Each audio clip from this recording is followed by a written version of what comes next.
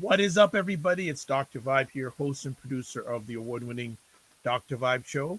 But it's not the Dr. Vibe Show. We're continuing the journey in 2020 of the Men and Masculinity conversations called M&M Explores.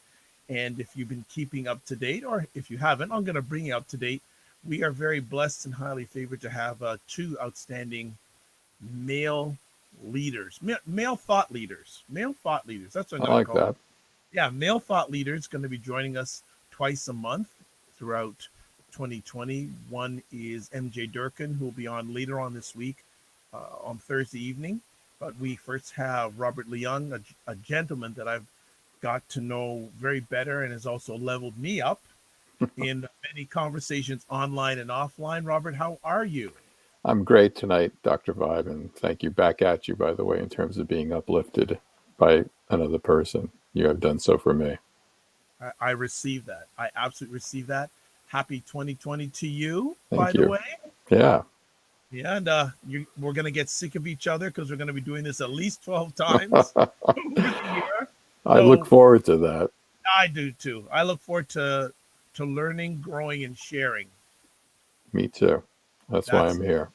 that's it. So for those who don't know about Robert's background, look at previous conversations because it's all there. We're going to get right into it because we don't want to waste any time because uh, time never lost a fight.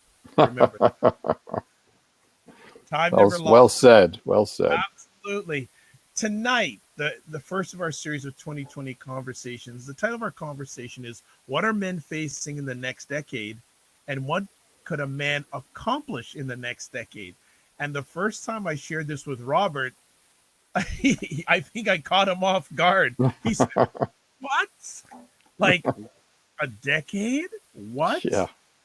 and Robert, and he was laughing as he is now. He's going, Dr. Vibe's gone crazy again, bringing up another crazy conversation topic. But as we converse more and more offline, we thought that this would be a very meaningful conversation for men Indeed. because we're starting another decade, Right. and We are. and, and it's going to bring its challenges.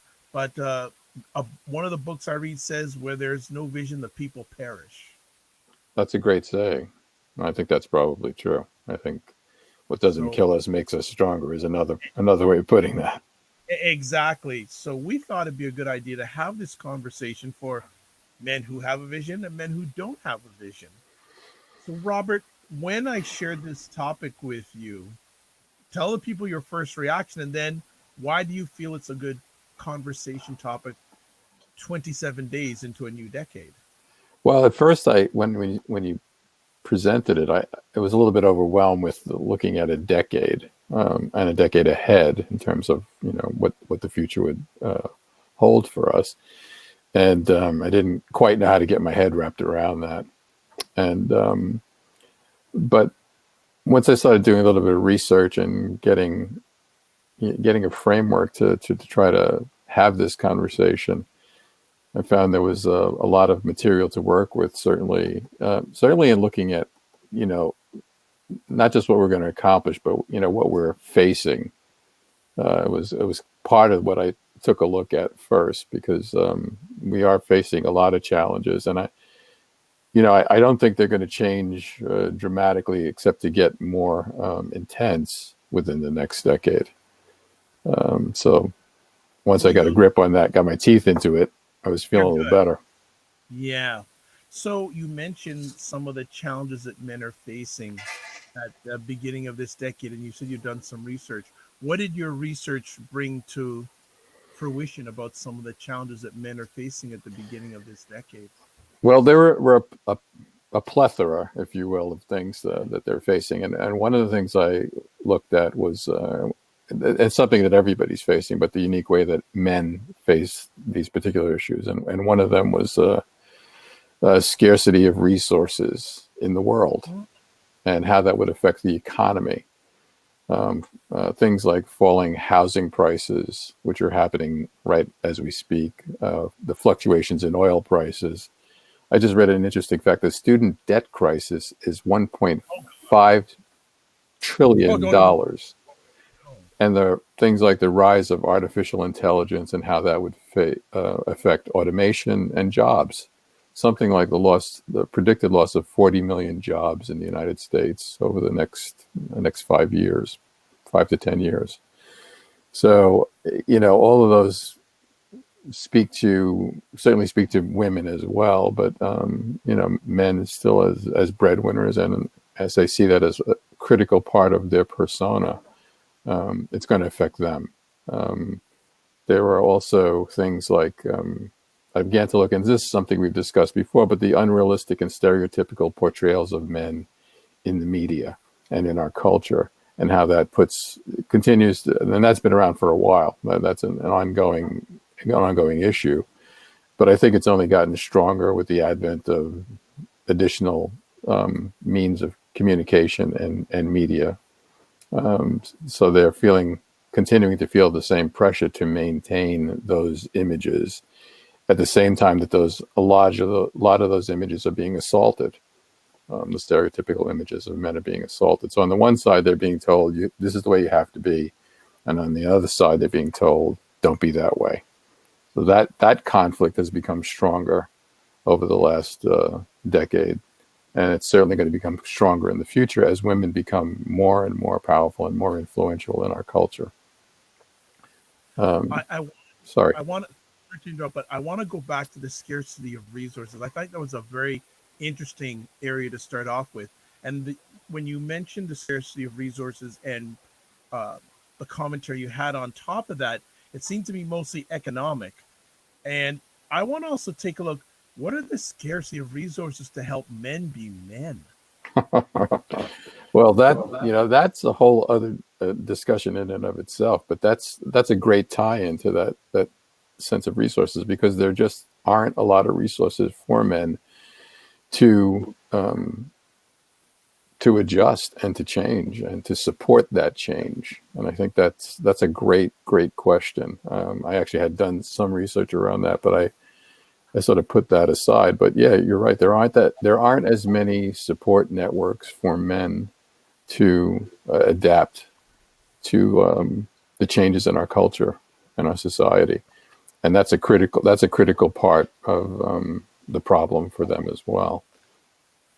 I'm going to parking lot that for a future conversation, but Yeah. I want to delve a little more into that, and I won't go full blown into it, but you have had the opportunity and blessing to coach and help men for many years. Yes. How does it make you feel when you still feel there's a scarcity of resources in 2020? Because I know when you first started coaching men, there was a scarcity of resources. So yes, that's true. Like, why not more resources? And we've had offline conversations where you've talked about some current concerns about the state of men's groups. Right. I think the biggest issue and the biggest reason that there aren't as many resources is because men are not demanding resources. They're still somewhat caught in the man box, if you will, of we've got to just tough it out. We don't complain about these things. We don't cry about them. We don't whine about them. We're men. This is how we deal with things. And so we're not out there in as powerful a way and as an organized a way as women are in demanding what we need. And in some ways, we don't want to acknowledge our own weaknesses. So we're in some ways captive of our own, sense of masculinity and what it is. So asking for help is a sign of weakness. And I think that's the biggest issue, frankly. I think if we were organized and as committed to doing that as women, I think we'd have everything we need. I'm going to behave myself because I so much want to go down that path tonight. That's a great one too, I have to say. That's a great topic. I'm going to restrict myself, but that one's going to be an up and comer. Yeah. You also mentioned about portrayal in the media. Were there any other areas where you felt, because you said there was a myriad, what were some of the... Yeah, the disposability of men was another one. The fact that we take on a lot of jobs that are potentially fatal. They have a shorter lifespan. We go to war when there is war to be gotten to. Um, there's that we're considered, in a sense, disposable in a way that I think women are not. We don't just send them into these. They're not. They don't take on those kind of jobs. It's traditionally those have been the occupations of men. Um, there's and this. I think the perception is reinforced in every aspect of our society. Sports sets us up as this masculine identity of taking risk. Putting yourself in danger is a part of being a man. So that affects us, certainly affects our lifespan. And the opposite of that is when we're no longer able to perform physically in a lot of senses, take on those risks, do those things, whether they're in dangerous jobs as a career, or, for example, in sports. When you're no longer the sports hero, you're put out to pasture. You're no longer acknowledged. You're old and feeble, and because of that, you've lost whatever cachet, whatever identity that you've had before, and whatever validity in our society you've lost in a lot of ways. So there's that. Even on the other end of the scale, from being old and feeble, is how we raise young boys and the conflict in raising them now. And in some ways, I think trying to raise the masculinity out of them as a means of making them more well-adjusted in society. And I think that's a dangerous route to go down too, where they shouldn't be as quote unquote aggressive. Mm-hmm. I think that's a part of their biological nature, their gene structure to be more aggressive, but in a responsible, it can be in a responsible way. So I think those are some of the other challenges that, among others, that men are facing, and they're likely to be with us not just for the next decade, but perhaps the next century. Well, I'm going to drop a story here that happened to me today, and I told Robert I'd drop it in during our conversation because I think it's a perfect example of some of the subjects that he highlighted on. For those who don't know, um, my full-time gig is helping fathers, especially, but I help men in general. And I had an appointment today with a young man who's in his early to mid 30s, and I had him come in to our center, and I said, "Sit down, tell me your story." And this story was incredible because, and I'll just give certain highlights. He's never had a good relationship with his mother or his father. Mm, And wow. one of the things, um, to the point, while when he was being raised, the father was in the picture at all. But here's the thing: his mother lived in Toronto, his grandparents lived in New York, and he couldn't get along with his mother. So he has spent time in his life going back and forth, living in Toronto and New York. Oh, wow. And he basically said, "My grandparents raised me in New York. I was Right. born and they raised me." And he said that every time he'd go back and live with his mother for some reason had to move. And he told me that he's in his mid 30s. He has moved over 20 times in his life. Oh my God. Wow. How does that affect you, man? Yeah. Just just phenomenal. It's a bit mind-boggling. Yeah. And he's he has children. He has two with one partner. First partner, he's with another lady now, has another set of kids. He has another child. So there's three children in total. And the story was just fascinating. And basically his mother is just, it's not going to work probably for a while with his father. um Again, he didn't see his father a lot. I said, "Well, when's the last time you reached out to your father?" He said, "Two Christmases ago. Wow. That's the last time he tried to reach out to his father. And when he did, his father wasn't really receptive, so he just given up on his father." Yeah. And I suggested to him, "You know what, reach out to him again and just ask him a few things, asking, how important is their relationship, and if it is, to see if a meeting can get arranged." Right. But this, I saw perfect examples what many men are needing. Yeah. You Yeah. know what they're facing, because he had no resources. He basically said, Yeah. he always said is, I need to be a better man. Um, And I said, I can work with that. yeah. Well, good for you. I'm glad. It's good that he had an opportunity to talk to you and you could point him in the right direction. Well, But we're not a one and done. I gave him some goals, and I said to him, I said, well, what do you want to do? He said, this, and this. I said, well, let me give you a little different spin. I suggested to him, why don't you choose one word for your year instead of the New Year's resolutions? Make one word. And I said to him, hearing some of your story, one of the words that sticks out with me is stability. right. And he said, you know what? You are so right. So That's I, great. I gave him the challenge the next time he sees me that I asked him for a list of every area in his life that he wants stability in. That's a great start.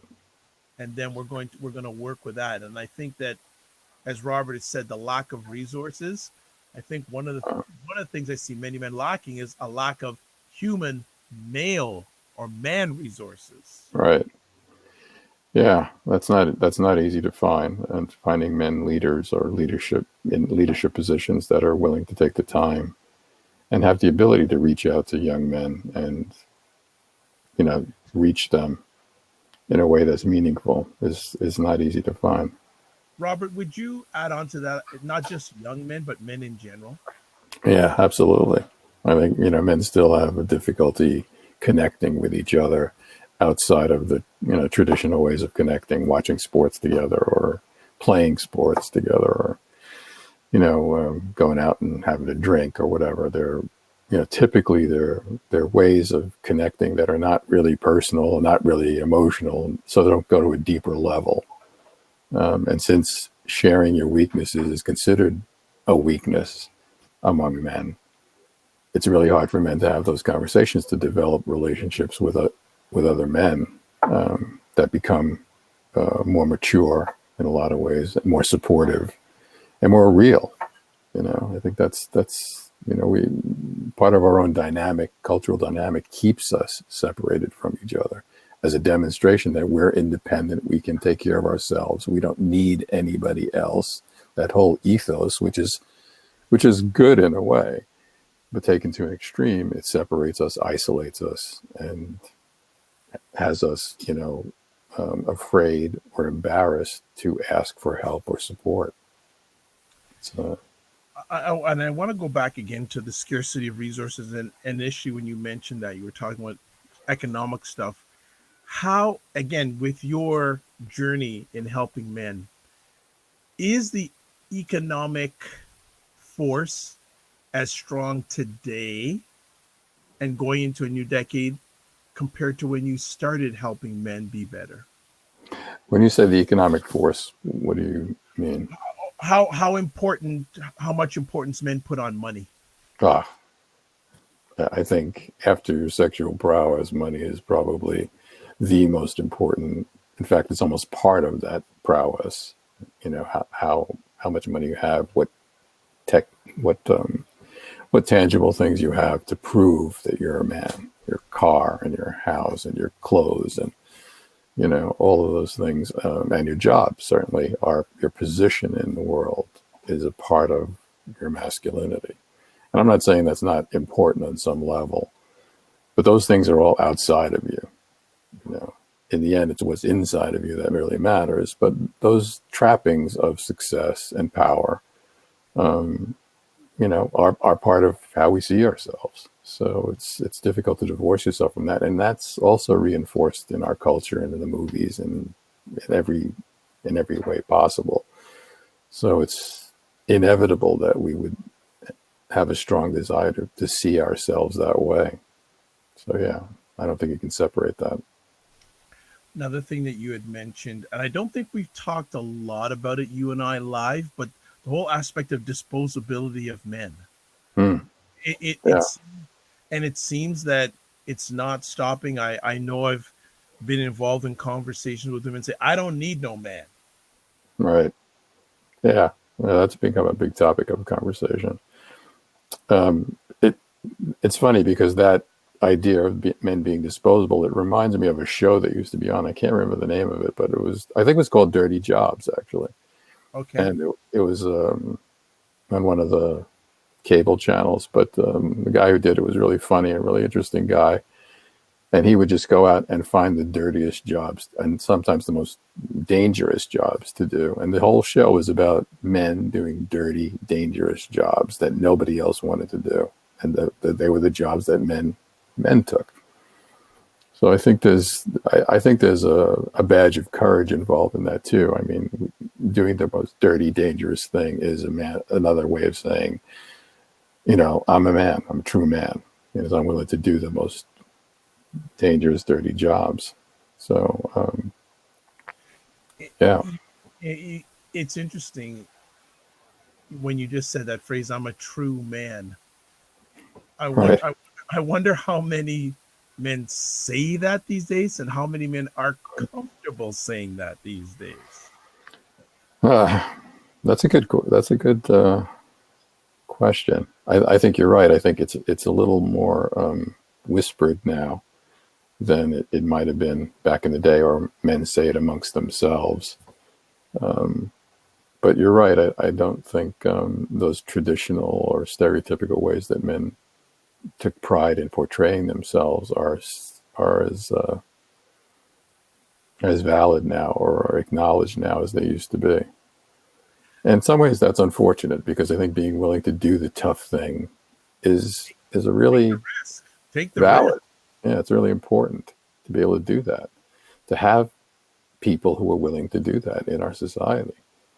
You know, So, Robert, if you don't mind, I'm going to ask you to share in regards to when you look at things that you are facing as a man, how do you achieve those things? Because, and you don't have to give anything specific that you're looking to accomplish in the next decade, but what is your process as a male thought leader on how to approach and succeed in those things that you want to accomplish? Because I'm sure men would learn from listening to this live or watching it live or listening or watching on a replay. well, the first thing I would say is one of the things that I think probably coaches say on teams a lot, but it's the first thing that jumped into my mind is don't do it alone. Don't do it alone. Stop right there.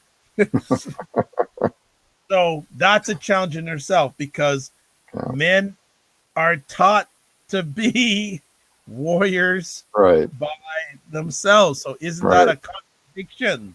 Well, that's why I mentioned team was part of Okay. one of the places I learned that. I think a lot of men learn that is being on a team because you can't do it all by yourself. That's where you learn it. And that's where you learn it's okay to depend on your teammate to do that. We don't do that in our personal lives a lot, but we'll do it if we play on a team, a basketball team or a hockey team or wherever you're playing.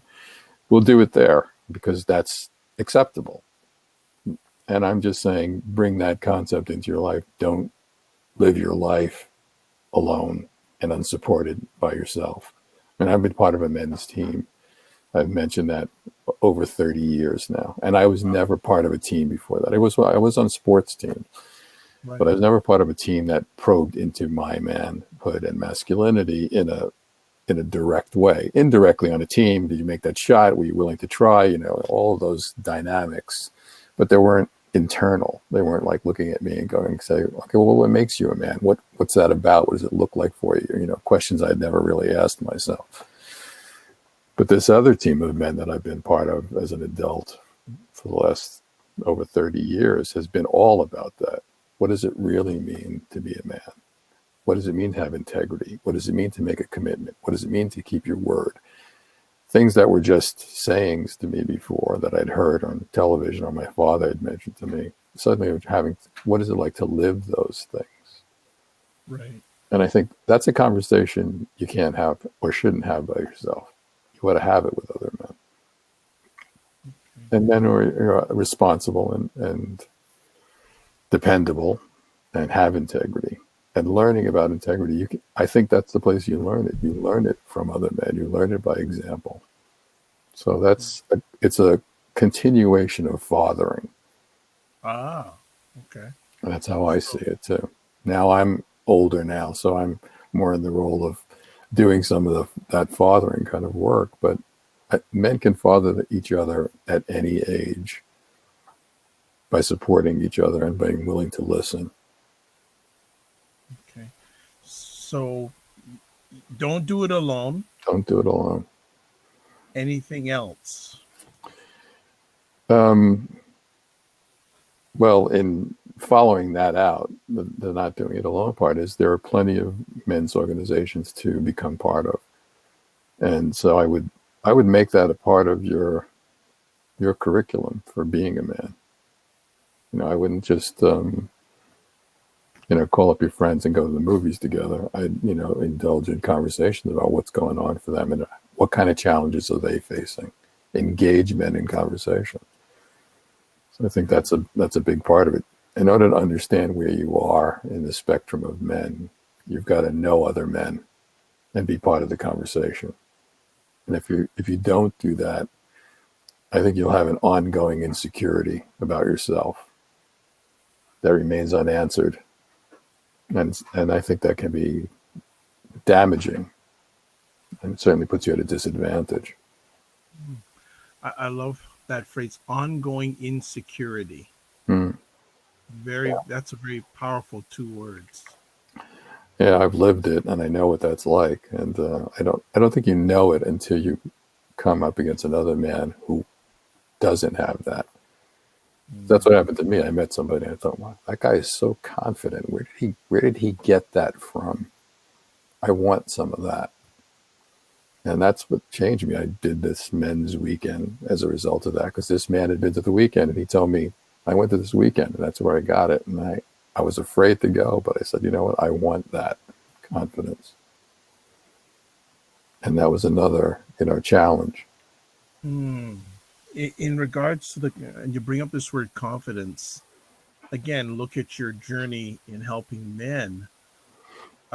What would you say is the level of confidence of men on a scale of 1 to 10 that you have?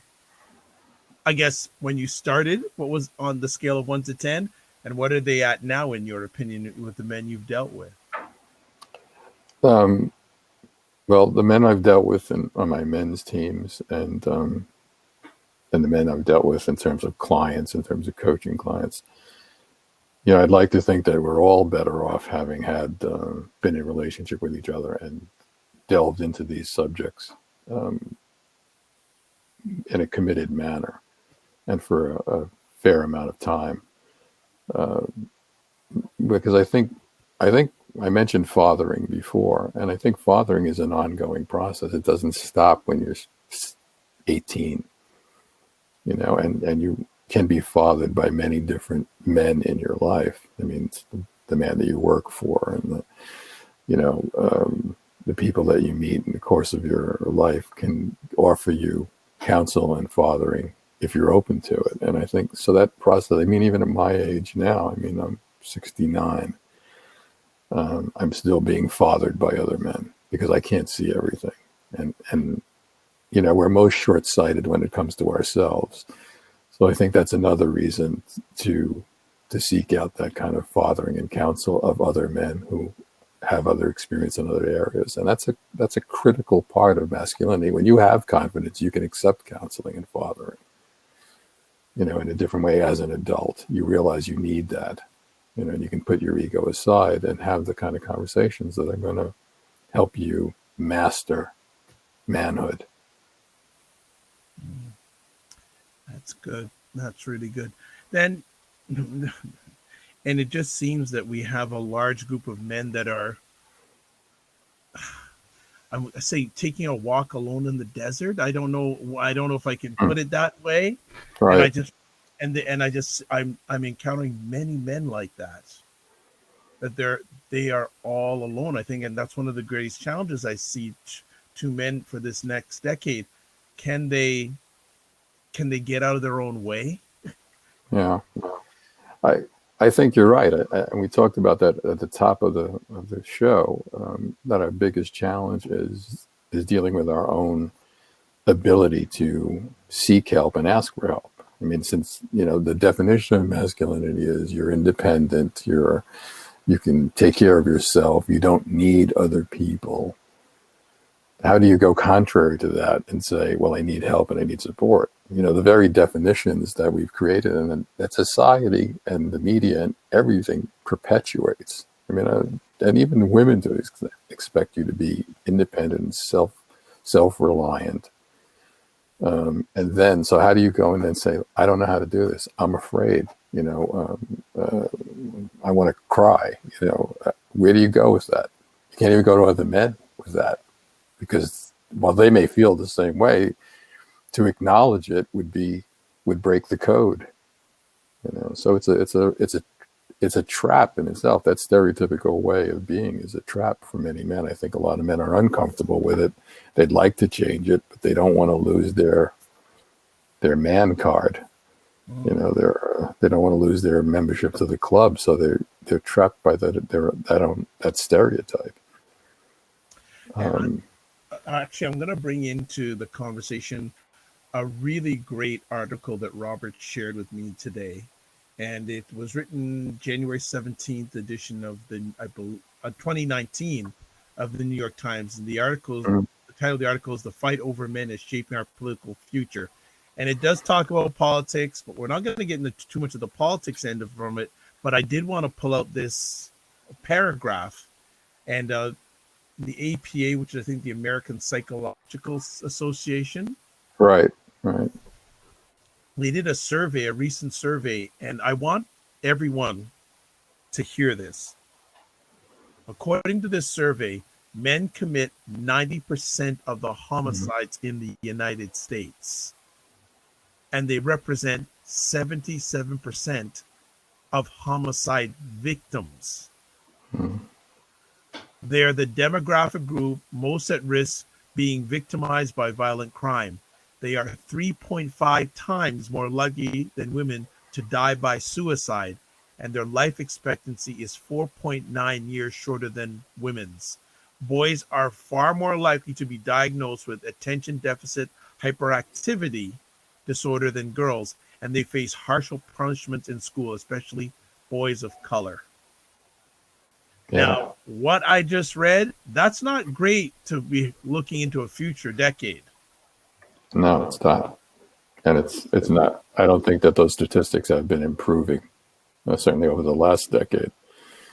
So you see their really tangible challenge of being a man, just being a man, not even doing anything else, So, and again, we're not getting the kind of help or support to address those issues. In fact, we're in many ways, and I'm not going to say that some of the ways aren't justified, but we're being assaulted on every level in terms of what being a man is about, and that we're not doing enough to be men. When clearly, we have issues around what is the right and responsible and healthy way for us to be men for ourselves, not even for society at large or women or anything else, just for us to be human beings in a healthy way. So it's great that you brought that statistic up. When I read that, and I'd read statistics like that before, but that was a recent article. Yes. And I was again, and you can't help but be stunned by that. 77% of men are victims of homicide. It just Homicide victims are 70% men. I should put it that way. And it makes me think that a lot of men have given up. Yeah, I think I don't think they see an alternative in that.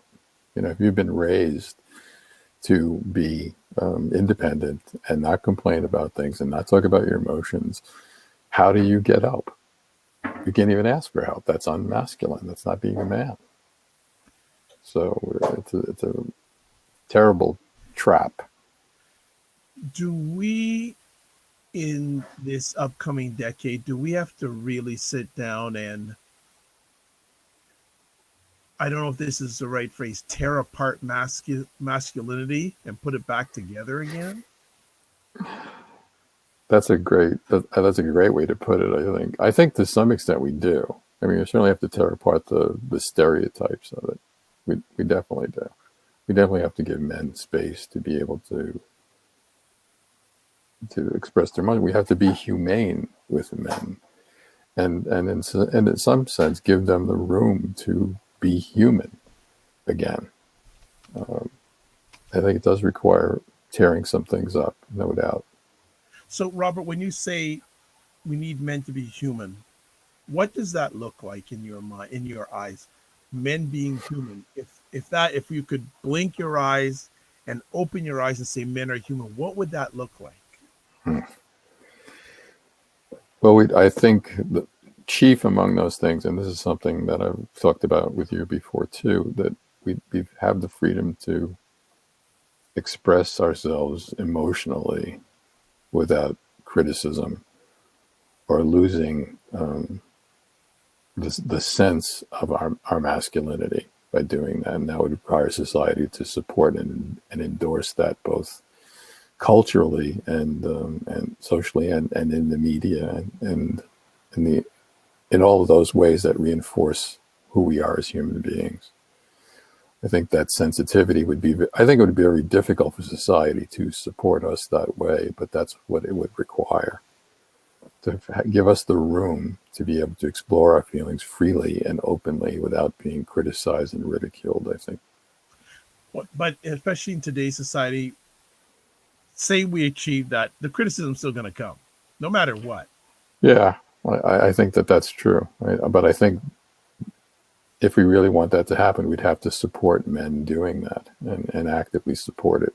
And because I don't think men, I think I've said this before too, and it sounds ironic in some ways, but I don't think we can help ourselves in this regard. I think so much of our who we are is caught up in how we are seen, um, and that this has been culturally reinforced for centuries and since the dawn of man. I would suspect um, we will require help from society in order to change that. And if society wants change in men, then they need to invest in that too, because it supports society. It will make society better. And I think so. There's an opportunity to work together to make things better. And I think the same thing is going on for women too. I think the difference is women have the more freedom to ask for help, and and don't have a problem with that. Okay, so Rob, I'm going to ask you. You said they have more freedom, or they are. Would you? I'm going to add this. Are they more comfortable to ask for help than men are? Yeah, well, that too. I think they're more comfortable because they have the freedom to. Society supports that. They don't say to women, "Oh, you shouldn't ask for help," or "You're acting like a girl." They Mm. don't say that. It's perfectly acceptable for women, and thank God for that. And they're fortunate to have that. We're trapped in our own stereotype, um, and that's a difficult place to be, as our conversation is revealing. Mm. We're trapped. Mm. So, that's not a good position for 2020 and beyond. Saying people are trapped. No, it's not. I talk to men all the time, and I know personally how difficult it's been to get to the place where I could admit and really dig into uh, what I'm feeling and why, and getting past feeling weak and getting past feeling not like a man because I had these feelings. I know, just tough it out. Just don't talk about that stuff. But I think it takes a greater strength to dig into those things that we quote unquote call weaknesses and make yourself better. If you're really a man, then you do the tough work. If we do the dirty work, the things that nobody wants to do, this is that work. This is the real stuff. The stuff that you don't want to do. I say this to men now, the stuff that you don't want to do, that you're essentially afraid of facing, that's the work. Not avoiding it, not ignoring it, not playing to the stereotype. My resolution was, if I'm really a man who's independent and powerful and self-reliant, then I get to decide what's right for me. and that was the beginning of change. But it also helped that I had support, that there were other men to say, you know what, yeah, you're right. And Agreed. I think that's what men have to stick together and really support each other. So, how can society help? What are some ways you feel that society can help men move forward in the next decade? Whether it's something tangible, something's intangible, a mix of both. What are some things that you feel that can help make that move forward that we need from many men in the next decade? Yes. Well, I think acknowledging that they hear and recognize these issues for men in their challenges to their masculinity of asking for help. I think opening that conversation, and I think if there was the same amount of investment in men men's issues as there is in women's issues, then I think that would, if it got the same amount of attention, I think that would certainly help. Recognizing that men have difficulty acknowledging this because of the persona that society has created for them culturally.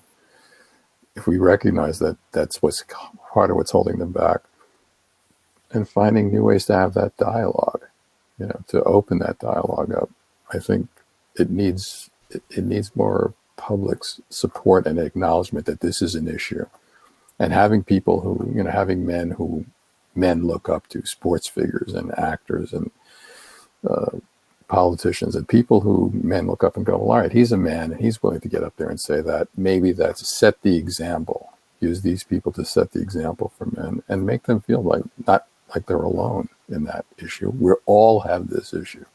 All of us do. We're just human beings trying to, make things work.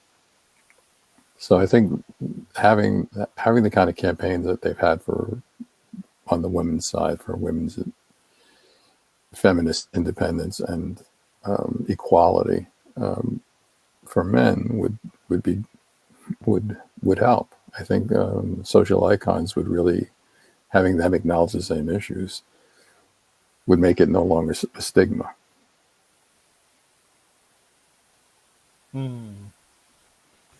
Stigmas overcoming. Okay.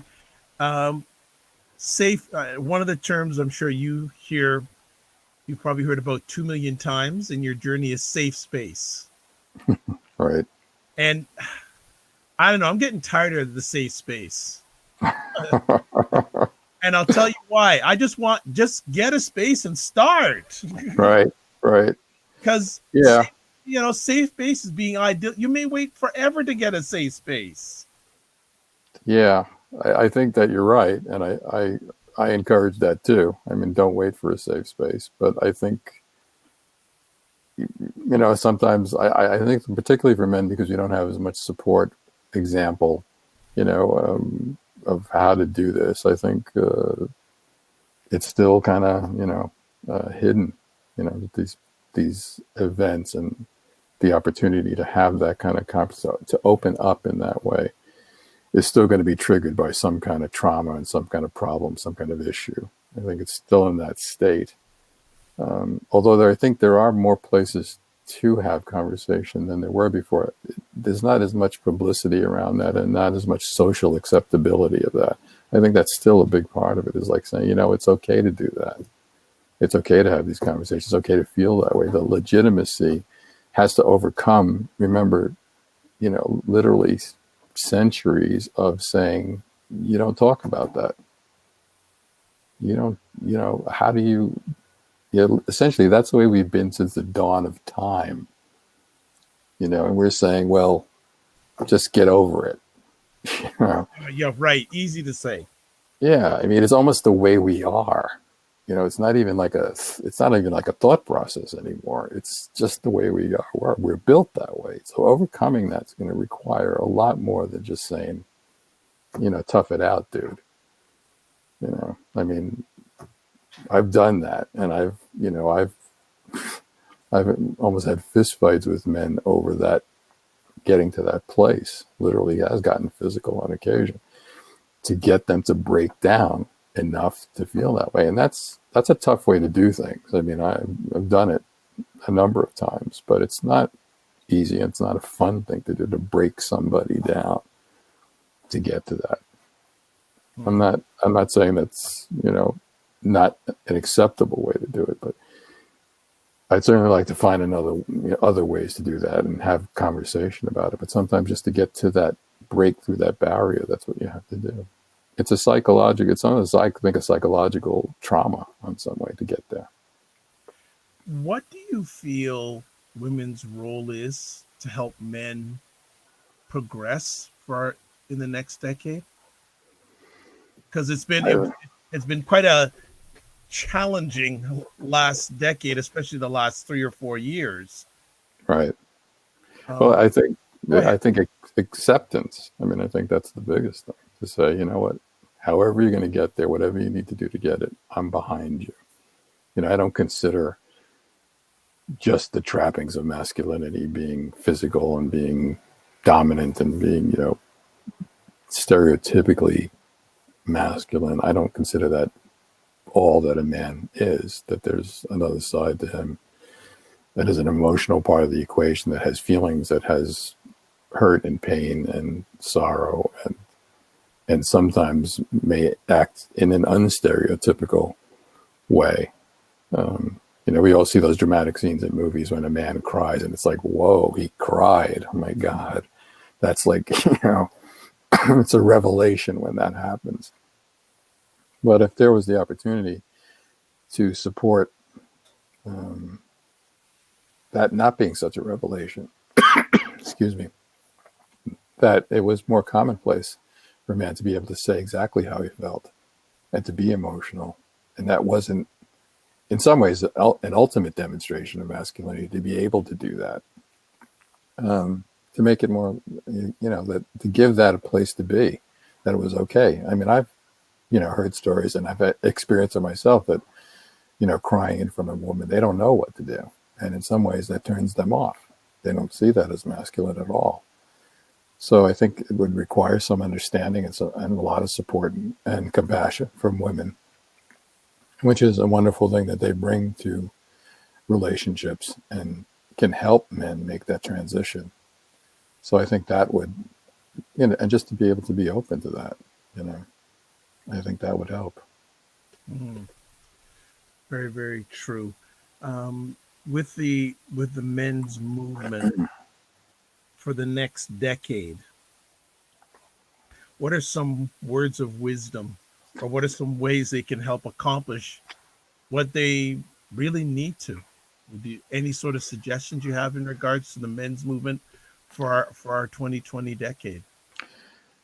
Well, I'll say that, in my experience in the men's movement, and mine started back in the 90s, so it had a different kind of foundation, and it was a more, in some ways, I think, rudimentary in terms of what was legitimate for men in terms of moving forward. And even within the organization that I was involved in, emotional expression was not at the forefront of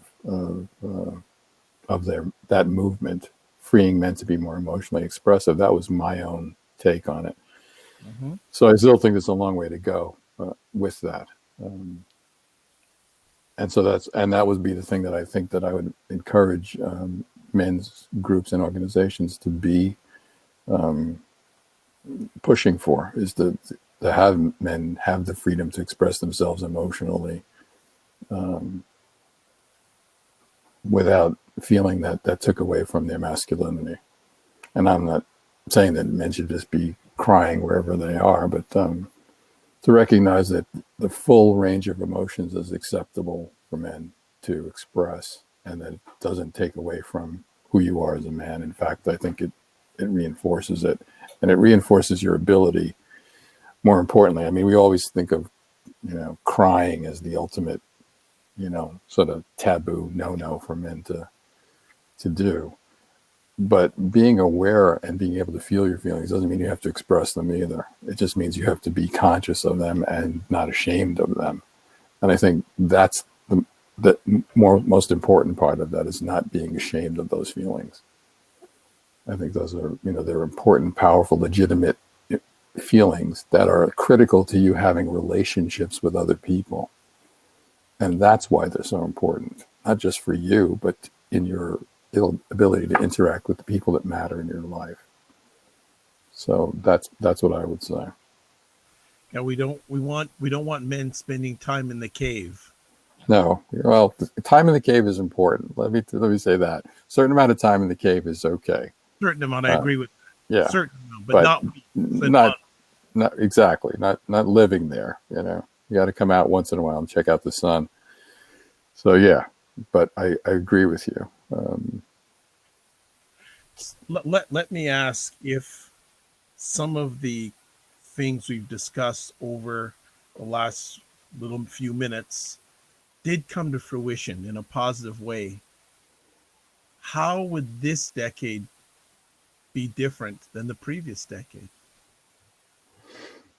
Well, a decade in the scheme of this conversation is a short amount of time, I think. But if there was some change, um, the, the potential, I think, to improve society um, would gain enormously. Just the potential, just to see, oh, look what happened when that they opened up and they opened up and they were able to connect in a different way. Look at what happened, and I think then just the idea of hope and possibility that would suggest would open things up in a way that I can't even project for our society in terms of community, not just within our culture, but for the world.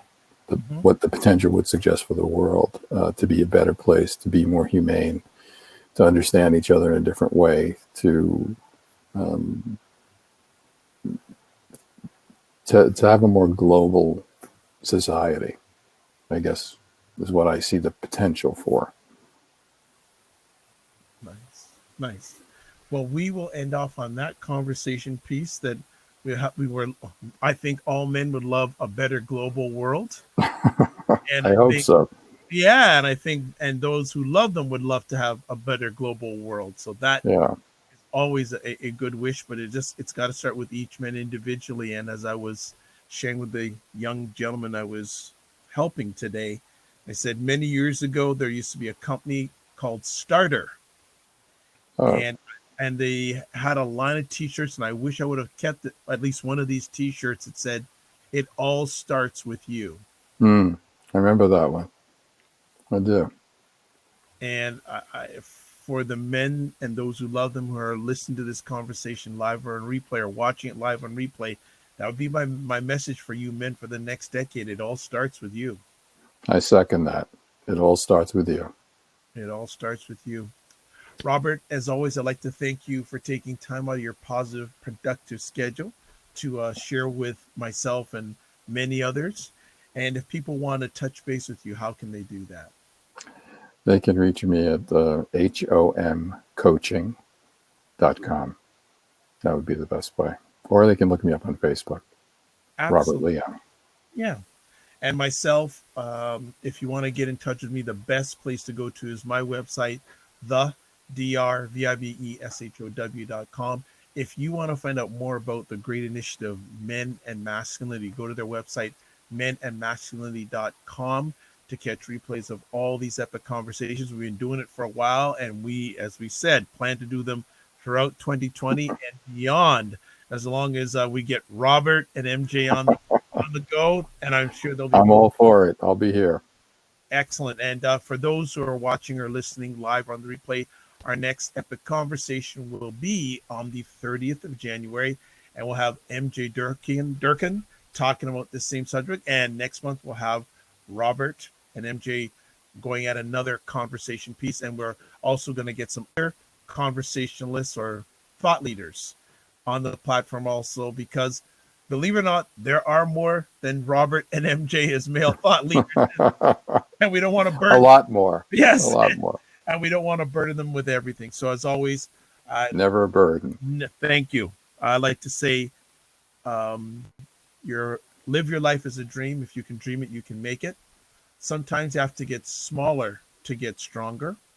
Block assumptions, and like to end off with aim bigger, aim better, aim wider, aim higher. much for all your support, and please reach out to us if there's a conversation topic about men or manhood or masculinity that you'd like us to host. We'd be happy to bring your conversation topics to the platform. Good night, everybody, and keep the faith.